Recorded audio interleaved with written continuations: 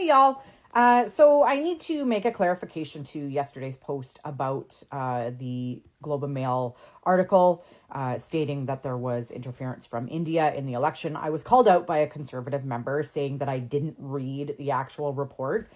So to be fair to all of my viewers, I said, okay, I'm going to read the whole report from beginning to end. It was 123 pages. So for those of you who don't have time to read 123 pages, let me just give you a brief synopsis of what took place.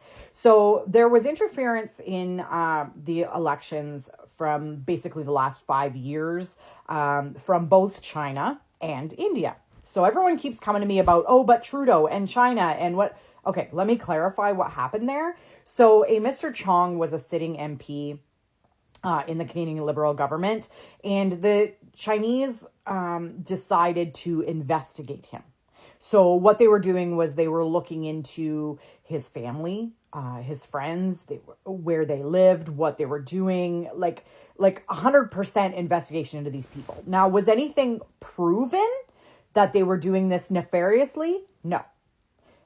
We don't know what other countries are doing with people's personal information. Many countries do this on many other political appointees.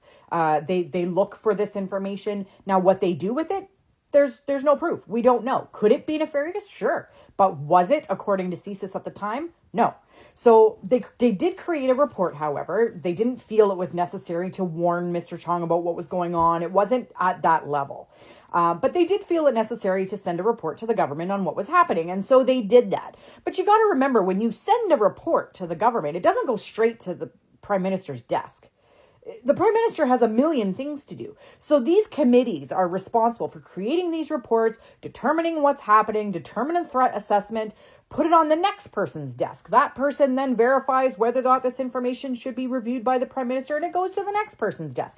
And then it gets percolated from wherever they're located to Ottawa so that the prime minister can review this information. So you got to remember, there's a lot of steps in the process of what happens between an investigation and getting it to the prime minister. Now, the ball was absolutely dropped. Somebody in that process somewhere decided it wasn't important enough for the prime minister to know about.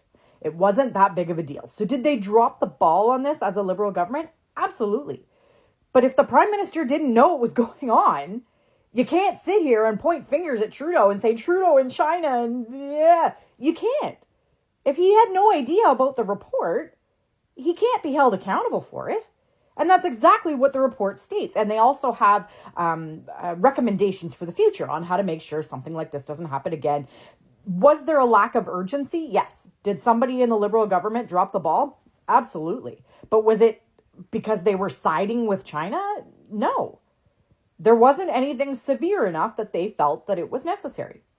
Now, when it comes to India, however, India's involvement was because of the murder of a high-profile Indian government asset on British Columbia soil. This person was murdered. And at the time that it took place, Canada stood up and said, we will find out who did this. We will stand by, our Indian counterparts. And then it came out that the investigation determined that the likely suspect of this was India themselves. So they came on Canadian soil and assassinated one of their own. So when when Trudeau stood up and said, okay, whoa, this is not acceptable behavior. And it took a few months for this investigation to happen. When he stood up and said, no, this is not acceptable, all of a sudden, MPs in British Columbia were getting dropped from their positions, basically, and new conservative MPs were being put into place. So there has been... how do I explain this? So Poilievre technically did not know about the India interference, okay, on paper. They do not have on paper proof that Poilievre was involved. I'll give you that, okay? There's nothing on paper that says he was involved. However, surprisingly, all of a sudden, the Conservatives are real important in the BC elections and the Alberta elections. So they know that people have been, promoted by monetary means. So we don't know who or where the money is going. We know that there is money coming in to promote certain candidates. Now, whether those candidates are aware of it or not is up for debate. Okay. But you can't tell me that the fact that Pierre Poilievre does not have his security clearance to learn about these facts, to learn about this interference, he does not have the clearance to be notified about these issues. So the issues in his own party, in the Conservative Party, he does not know what is happening because he does not have the security clearance and he refuses to get it. So is it documented that there's cheating among the Conservatives?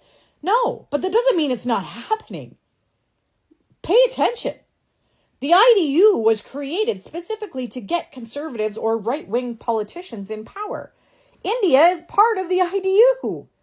India has a great stake in what happens in Canadians, in the Canadian economy and in the Canadian political system.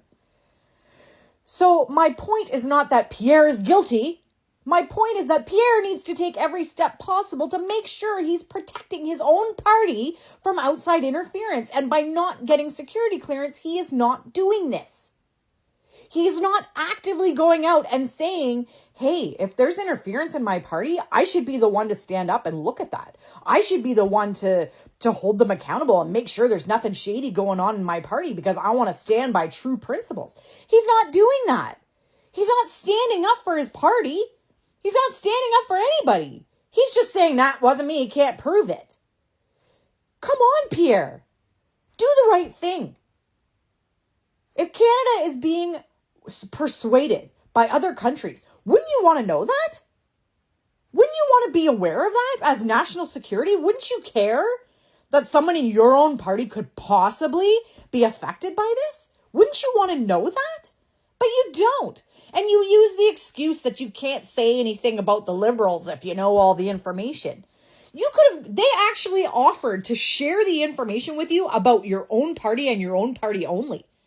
They said, you know what? If you don't want to get clearance, fine. We feel that this is a big enough threat that you need to be aware of what's going on in your own party. And he literally said, no thanks. No thanks. What? You could have denied learning about anything to do with the Liberals if that was your case. You could have just put it aside and said, no, I don't want to learn about the Liberals because then I can't speak about it. All right, fine, if that's your argument. But they literally wanted to tell you about people in your own party and you refused to look at it. Why is that? Is that maybe because one of your own MPs is best friends with JD Vance? Maybe? You think? You think maybe because this guy has some sort of influence? Come on. Let's be real, people. You want to go by what's official and what's on paper. Look behind the scenes. Pierre Poilievre should be coming out right now and saying, I support our government as a whole. I support our country as a whole. I support investigating any interference from any outside source that undermines the democracy of our voting system. He should be standing strong and investigating anything that could possibly cause our election to be misconstrued by another country. But instead, all he's doing is throwing up the "it wasn't me" sign. Wasn't me, can't prove it. You know what? I'm tired of it. You either stand for Canada or you're standing for yourself. And as far as I can tell, all he's doing is standing for himself. Elbows up, Canada. Start paying attention.